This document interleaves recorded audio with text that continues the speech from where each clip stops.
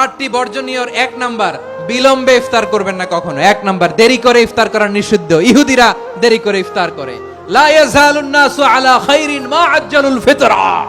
বিশ্বনবী বলেছেন, এই উম্মত যতদিন আগে আগে ইফতার করবে, এই উম্মতের কপাল থেকে কল্যাণ কেউ ছিনিয়ে নিতে পারবে না। চিল্লায় বলেন ঠিক কি না? আজানের জন্য বসে থাকবেন না, সময় দেখবেন। স্থানীয় সময় যখন সূর্যাস্ত হওয়া মাত্রই বিসমিল্লাহ, খেজুর খেয়ে ফেলবো। পারবেন তো?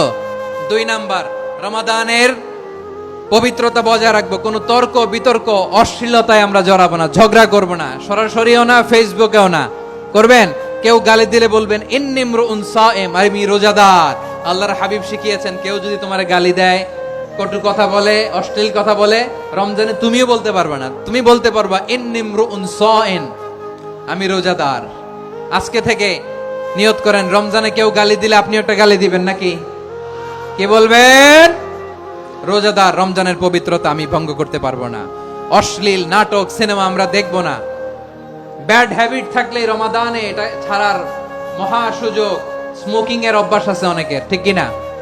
যদি কারো থাকে, কে করে হাত তোলালাম না আমি, এই রমাদানে এই স্মোকিং হ্যাবিট থেকে আমরা বেরিয়ে আসবো, ঠিক কিনা বলেন? 3 নাম্বার, আমরা মিথ্যা বলবো না। বিশ্বনবী বলেন, মানলাম ইয়াদা কাওলা যুরি ওয়াল আমালা বিহ ফালাইসা লিল্লাহি হাজাতুন ফি আইয়াদা তাআমাহু ওয়া শারাবা।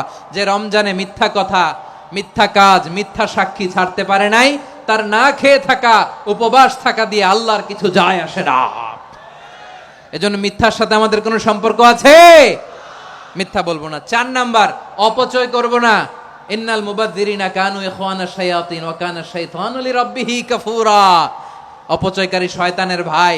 আচ্ছা, যে শয়তানের ভাই, ও নিজেও আরেকটা কি? শয়তান। অপচয় করব না। ইফতারি করতে যে আমরা অনেকে অপচয় করি, এগুলো করবেন আপনারা না। অপব্যয় করব না। 5 নাম্বারে, রিয়া, লোক দেখানো ইবাদত আমরা করব না। লোক দেখানোর জন্য নামাজ, রোজা, জিকির, তেলাওয়াত, দান সদকা এগুলো করলে আল্লাহর দরবারে এগুলো কবুল হবে। বিশ্বনবী বলেন, দাজ্জালের ফিতনার চেয়ে একটা বড় ফিতনার ভয় আমি করি। সেটা কি? আর রিয়া, শো অফ মেন্টালিটি, লোক দেখানো মানসিকতা। এটা থেকে আমরা বিরত থাকবো ইনশাআল্লাহ। 6 নাম্বার, অনেক গুরুত্বপূর্ণ। ব্যবসায়ী ভাইয়েরা, অনেক অসাধু ব্যবসায়ী আছে, রমজান আসলে নিত্য প্রয়োজনীয় পণ্যের মূল্য বৃদ্ধি করে দেয়। এরকম আছে না নাই? এগুলো করবেন না। মজুদদারি করবেন না। পণ্যের কৃত্রিম সংকট বাজারে করবেন না। আপনি লাখ টাকা কামায়া ভাবছেন যে রোজাদারদের কষ্ট দিয়ে ধনী হবেন। এমন রোগ আল্লাহ আপনারে দিবে, কোটি টাকা দিয়েও আপনি হাসপাতালের বিল পরিশোধ করার ক্ষমতা আপনার হবে না। খবরদার। শেষ বয়সে দেখবেন কি কষ্ট আপনার হয়। আপনি রোজাদারদের কষ্ট দিয়েছেন, আল্লাহ আপনার সুখে রাখবে? আল্লাহর দোহাই লাগে, আমার ব্যবসায়ী ভাইয়েরা এটা করবেন না। আরব বিশ্বে আমরা দেখেছি, আরব বিশ্বের ব্যবসায়ীরা সারা বছরে ব্যবসা করে, রমজানে ভর্তুকি দেয়। আর আমার দেশের কিছু অসাধু ব্যবসায়ী রমজানে গলাকাটা ব্যবসা করে আর সারা বছর সইটার উপর দিয়ে চলে। চিল্লায় বলেন ঠিক কিনা? করবেন না, এটা করবেন না।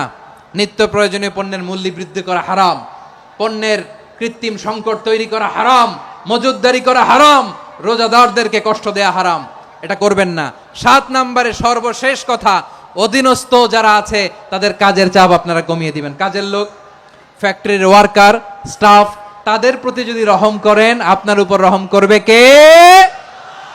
এই পবিত্র রমাদানের 7টা করণীয়, 7টা বর্জনীয় মনে রাখা যাবে তো ইনশাআল্লাহ? রমজানের 7টা করণীয় এবং বর্জনীয় যে আমরা শুনলাম, পালন করার তৌফিক দান করো।